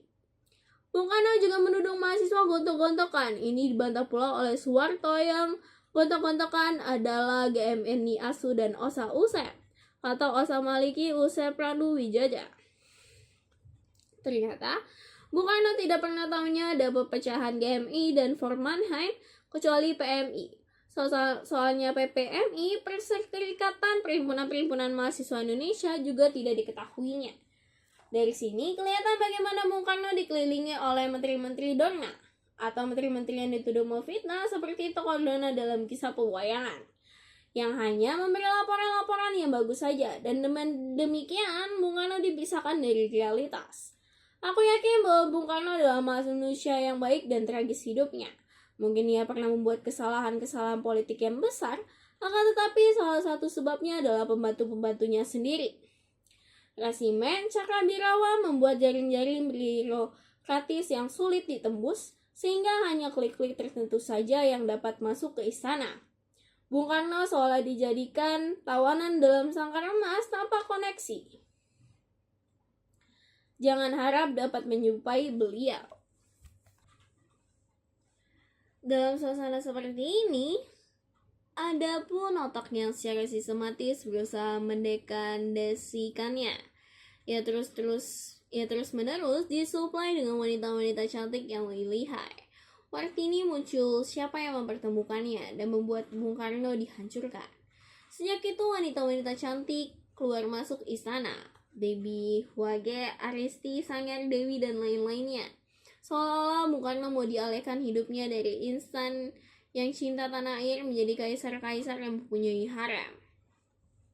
Tiap minggu diadakan pesta-pesta yang dekande di istana dengan ngomong cabul dan perbuatan-perbuatan cabul. Ya, dalam keadaan ini, siapa yang tidak terpengaruh, Yani juga mengalami nasib yang sama. Yani adalah seorang perwira yang brilian sekali. Dia tegas dan berani. Tidak ada seorang pun yang dapat mengancamnya atau menyogoknya. Setauku, Yani juga bukan perwira yang mata keranjang. Bahkan dalam tahun 1962, ia pernah membuat peraturan yang melarang prajurit-prajurit Angkatan Darat untuk mengambil istri kedua tanpa izin komandan dan istri pertamanya. Popularitas Yani sangat besar, tetapi hal ini rupa-rupanya tidak disenangi oleh Sambadi dalam istana yang juga telah menjatuhkan moral presiden. Yani mulai dipancing dan akhirnya ia memelihara istri muda. Perwira-perwira darat Republik Indonesia mulai kecewa dengan terang-terangan, bilang padaku bahwa karena tindakan Yani, maka banyak perwira pertama dan menega yang kecewa dan tidak menghormati Yani. Dan pastilah ada yang senang dalam hal ini. Siapa? Menjadi menteri di Indonesia sulit sekali. Di samping ia harus pintar, ia harus kebal terhadap uang, songkokan, pangkat, dan wanita-wanita cantik. Jam 10 malam, aku sampai di rumah. Di rumah sudah ada Lukman yang nongkrong dan terpaksa aku ngobrol-ngobrol lagi. Walaupun aku sudah lapar dan lelah, jam 11 dia pulang. Baru aku tukar pakaian dan waktu makan datang tamu lagi. Aku sudah dongkol. Tamu mana lagi yang datang malam buta gini? Ternyata dia adalah Rahmat Toleng, kawan karib dari Bandung. Aku ajak dia makan dan tidur di rumah, tetapi ia menolak. Kita ngobrol-ngobrol tentang suasana terakhir. Ternyata dia adalah wakil dari mahasiswa-mahasiswa Bandung yang datang untuk menemui Soeharto, Nasution, dan juga menyampaikan petisi mahasiswa Bandung pada Bung Karno. Di Bandung juga terjadi demonstrasi mereka menyerbu warga dan coret-coret seperti mahasiswa Jakarta. Gedung MPRS ditulisi sebagai gedung komedi dan di dalamnya terbaca ada orang pikun tugu dibilang celana. Jawaban spontan mahasiswa atas pidato Bung Karno di Bogor. Mahasiswa ITB merencanakan untuk long march dan jalan kaki ke Jakarta, akan tetapi di stop di Padalarang. Besoknya baru tahu bahwa kampus ITB diserbu oleh GMNI, CGMI dan orang-orang bayaran mereka. Laboratorium mau dibakar dan perpustakaan Kentucky kontak tim atau perpustakaan Institut Teknologi Bandung yang berafiliasi dengan Universitas Kentucky Amerika Serikat mau dibakar pula. Rahman juga cerita bagaimana Aji telah melarang barisan Soekarno dan menangkap 75 orang tokohnya di ITB. Jam 12 Rahmat pulang, aku makan dan tidur. Keesokan harinya tidak ada acara apa-apa. Sambil mengisi waktu, aku mengadakan diskusi terbuka dengan kira-kira 60 mahasiswa sastra psikologi. Di hadapan mereka, aku membacakan petisi mahasiswa Bandung yang aku dapat dari Rahmat. Isinya bagus sekali, mereka minta agar Bung Karno melihat kenyataan yang ada sekarang, tidak hanya dari tembok-tembok Istana Tampang Siring Bogor, Cipanas, atau Istana Merdeka. Keluarlah dari mobil-mobil Impala dan Jakarta Bypass dan lihatlah kenyataan. Demikian suara mahasiswa Bandung. Setelah selesai, aku memimpin rapat majalah Mapala yang berkini bernama Sastronesia. Ketika rapat sedang berlangsung, Herman mendekatiku dan menyatakan bahwa ia dipanggil ke Pepel Rada. Aku tahu Herman adalah orang yang tidak politik dan tidak dapat berbicara taktis. Ia meminta agar aku temani dia. Aku setuju, bersama kita ke Kodam, di sana bertemu dengan koneksi-koneksi lama. Para perwira dari Intel dan Biro Politik. Ternyata Herman dipanggil oleh Oversight Orip Widodo. Aku kenal dia beberapa bulan yang lalu dan sekarang sudah lupa rupa-rupanya. Soal penangkapan anak UBK ternyata telah dibawa ke istana. Di Presiden dilaporkan bahwa mahasiswa-mahasiswa kami telah melanjangi dan memukuli mereka. Ini terang fitnah. Saya minta agar mahasiswa itu dikonfrontir dengan orang-orang yang memeriksa kami. Urip yang sudah pusing akhirnya meminta kami menyusun laporan. Aku sanggupi dan esoknya aku sampaikan padanya. Di sini terlihat bagaimana fitnah-fitnah itu masuk ke istana dan info-info palsu semacam inilah yang diterima Presiden. Malamnya karena aku takut kalau UBK menyerbu dan dengan orang-orang bayaran, sebagai mahasiswa sastra aku minta tidur di psikologi untuk membantu menjaga markas. Aku tidur di rumah. Besok paginya aku sudah bertemu Bu Aili lagi. Setelah ditahan 30 jam, ia dilepaskan. Ceritanya sebagai berikut. Setelah mereka datang ke Garsinun, mereka ditemui oleh seorang perwira yang bertanya mengapa mereka mendemonstrasi. Secara singkat, mereka menyatakan bahwa mereka tahu tentang larangan demonstrasi, tetapi melihat suasana panas dari emosi yang ada dan sebagai pimpinan, mereka dihadapi oleh dua pilihan. Patuh pada peraturan dan membiarkan anak buahnya melakukan tindakan-tindakan sendiri, karena sudah tidak dapat dicegah lagi. Atau menyalurkan emosi mereka dengan demonstrasi. Perwira integrator terdiam. Rupanya ia mengerti. Dari Garnisun mereka dibawa ke Pepel Rada dan di sana mereka diperlakukan buluk oleh seorang perwira Letdan Nur Sijiwan Adil.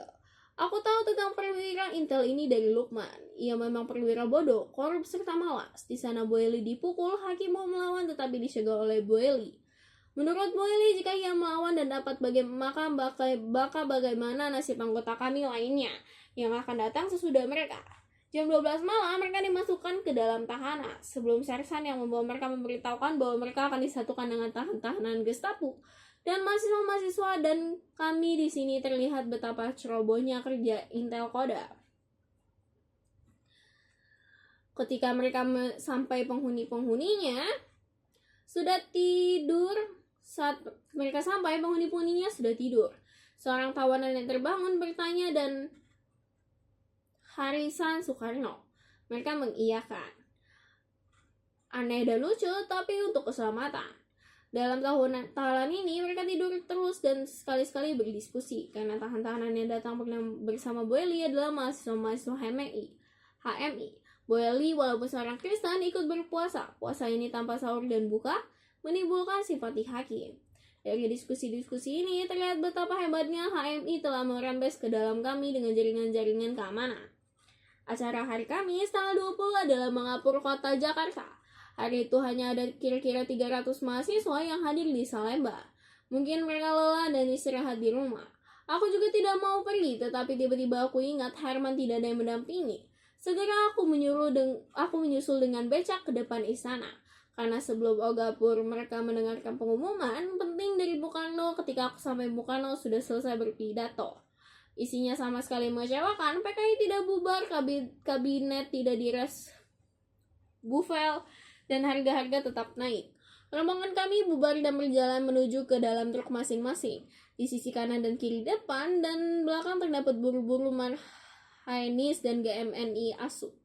Aku tidak tahu siapa yang mulai dahulu, tetapi waktu itu terdengar yel dari pihak kami adalah hidup Bung Karno dan Ganyang Pelitat-Pelitut. Tiba-tiba rombongan yang terdapat dari barisan mahasiswa dan buruh ini berbalik ke belakang dengan dipelopori oleh seseorang yang tinggi besar. Mereka menyerang barisan kami dengan tongkat dan batu. Mahasiswa-mahasiswa yang tidak bersedia ini terkejut. Beberapa kelompok-kelompok kecil mahasiswa yang di luar barisan dikepung dan dipukuli. Bahkan tanpa segan mereka memukuli wanita dari sastra. Ibu Hendramin Purbakala 4 dikepung, disuruh membuka jaket kuningnya. Ibu Hendramin menolak dan dia tendang sampai kakinya membiru. Elvia Manopo elok disambit dengan kokasi, juga mahasiswa sastra dari GMI ASU. Judi disambit dengan batu. Kepalanya sedikit terluka. Di psikologi, Puji seorang ASU memukul Kartini, rekannya sendiri dari tingkat 1. Aku dapat membayangkan kalau pada saat itu aku dijumpai GMI ASU, Fakultas Sastra, pastilah aku dipukuli. Karena mereka benci sekali kepadaku. ASU ini teriak-teriak, ganyang kami, ganyang jaket kuning, kami kesatuan, aksi maling Indonesia, kami kanan, dan lain-lain. Cara Wirawa yang ada tidak bertindak apa-apa, yang menolong adalah perintis. Syukurlah barisan kami dalam waktu singkat dapat diatur dan segera mundur dengan dikawal oleh polisi. Suasana panas dan mahasiswa-mahasiswa marah sekali. Aku dengar ajakan untuk menyerbu UBK di Salemba. Mahasiswa-mahasiswa dibubarkan dan pimpinan-pimpinan berapat. Dalam rapat ini dicatat korban dari pihak kami. Pimpinan rapat tegas mengejek tentara kerajaan Cakrabirawa yang tidak bertindak. Aku mengadukan Sumardi Komasirat GMNI ASU Sastra. Dari laporan-laporan yang masuk, ternyata banyak dalam barisan GMNI ASU dikenal beberapa tokoh CGMI, antara lain Ketua Kombes UI Dr. Med Budi Raharjo, Ketua Komisariat Kedokteran Caidi Rahman, dan tokoh lain seperti Hasanuddin. Jadi jelas, dalam rombongan ini terdapat oknum-oknum PKI. Aku merasa bahwa dalam barisan buruhnya banyak terdapat SOBSI dan orang-orang bayaran. Beberapa jam Jakarta dikuasai oleh GMNI. Bila mereka bertemu dengan jaket kuning, mahasiswa ini akan di-stop dan dipukuli. Ada beberapa mahasiswa yang dipukuli sampai terpaksa masuk rumah sakit. Tetapi dalam waktu sebentar saja, mahasiswa-mahasiswa dari ASUS cepat bersiap dan mereka datang ke arah Salemba. Malamnya bersama Herman itu Aswat aku pergi ke Ruslan Abdul Ghani. Di sana telah ada pimpinan kami dalam pembicaraan yang baik sekali. Kita jelaskan duduk persoalan peristiwa fitnahan UBK terhadap kami di mana Herman tersangkut sebagai algojo. Juga dijelaskan peristiwa-peristiwa terakhir dan pada akhirnya kita berdialog tentang barisan Soekarno. Ruslan menyatakan secara halus bahwa barisan Soekarno adalah usaha-usaha dari orang yang tidak punya masa sumber radio untuk menunggangi ucapan Bung Karno. Dari rumah Ruslan, kita semuanya kembali ke Fakultas Psikologi karena dalam situasi yang tegang dan panas, setiap waktu dapat terjadi kelas fisik dengan UBK ASU Germindo dan antek-antek orang bayarannya. Sampai jauh malam aku melihat truk-truk yang mengangkat mahasiswa datang dari Cijantung. Jam 11:30 datang seorang rekanku yang sudah tua. Dia adalah pejuang lama sejak zaman Jepang. Setelah tahun 1958, ia kecewa dan menjadi pedagang. Kerjanya hanya mencari duit, tetapi setelah 1 Oktober, jiwanya tergugah kembali melihat pemuda-pemuda seperti Jopi, Boeli, dan sebaya yang denganku. Dia sudah kaya sekali dan sekarang dia tinggalkan pedagangannya dan kembali menjadi pejuang seperti pemuda-pemuda lain. Karena usia dan relasinya, maka bagi dia jauh lebih baik fasilitas perjuangannya. Dia datang kepadaku sebagai sahabat dan memberitahukan situasi terakhir. Besoknya akan ada rapat umum masyarakat Jakarta mendukung Bung Karno yang diselenggarakan oleh Pepel Rada. Besar sekali kemungkinannya bahwa rapat ini akan terjadi kelas fisik. Kalau sekiranya terjadi kelas fisik, maka di Jakarta akan diletuskan pertentangan politik secara terbuka. Ia meminta padaku jika sekiranya terjadi kelas dan mahasiswa-mahasiswa diserbu oleh gang Subandrio Asu, maka mahasiswa harus mundur.